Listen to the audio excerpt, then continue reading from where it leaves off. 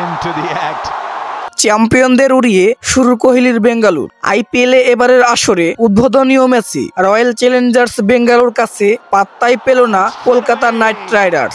স্বাগতিকদের 7 উইকেটের বড় ব্যবধানে হারিয়ে টুর্নামেন্ট শুরু করেছেন বিরাট কোহলিরা। হ্যাঁ দর্শক, চলুন দেখে আসি বিস্তারিত ভিডিও জুড়ে। লক্ষ্য ছিল 175 রানের। বিরাট কোহলি আর ফিল সল্টের 51 বলে 95 রানের ওপেনিং জুটিতে জয়ের ভিড় পৌঁছে যায় বেঙ্গালুর। 25 বলে 50 করেন সল্ট। বেঙ্গালুর ওপেনার 31 বলে 9 চার আর 2 ছক্কায় 56 রানের ইনিংস খেলেন।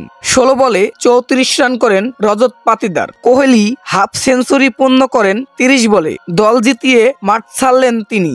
36 বলে অপরাজিত ছিলেন। 59 রানের ইনিংসটিতে তার ছিল 4 বাউন্ডারি আর 3 ছক্কার মার। 22 বল বাকি থাকতেই জয়ের বন্ধরে পৌঁছে যায় রয়্যাল চ্যালেঞ্জার্স বেঙ্গালুর। এর আগে আজিঙ্কা রাহানের আর সুনীল নারিনের ব্যাটে ঝরে 8 উইকেটে 174 রানের সংগ্রহ দাঁড় করিয়েছিল কলকাতা। ইডেন গার্ডেনে টস হেরে আগে ব্যাট করতে নেমে শুরুতেই ধাক্কা খায় কলকাতা। 1 বাউন্ডারি হাঁকিয়েই জস বাটলারের বলে 4 উইকেটের ক্যাচ দিয়েছেন কুইন ড্রিকক। তবে তারপর মুখোমুখি হয়ে ওঠেন কলকাতার অধিনায়ক আজিঙ্কা রাহানে। পাওয়ার প্লে 6 ওভারে 1 উইকেট হারিয়ে 60 রান তুলেন স্বাগতিকরা। রাহানের হাফ সেঞ্চুরি করে 25 বলে। মারকুটে আন্দ্রে রাসেল হন ব্যাট হাতে ব্যর্থ। 3 বলে 4 রান করে সুয়েশ শর্মার বলে বোল্ড ক্যারিয়ার অলরাউন্ডার শেষ দিকে 22 বলে 30 রানের ইনিংস আকাঙ্ক্ষিত বেঙ্গালুর। কুলান পান্ডিয়া 29 রান শিকার করেন 3টি উইকেটের মধ্যে।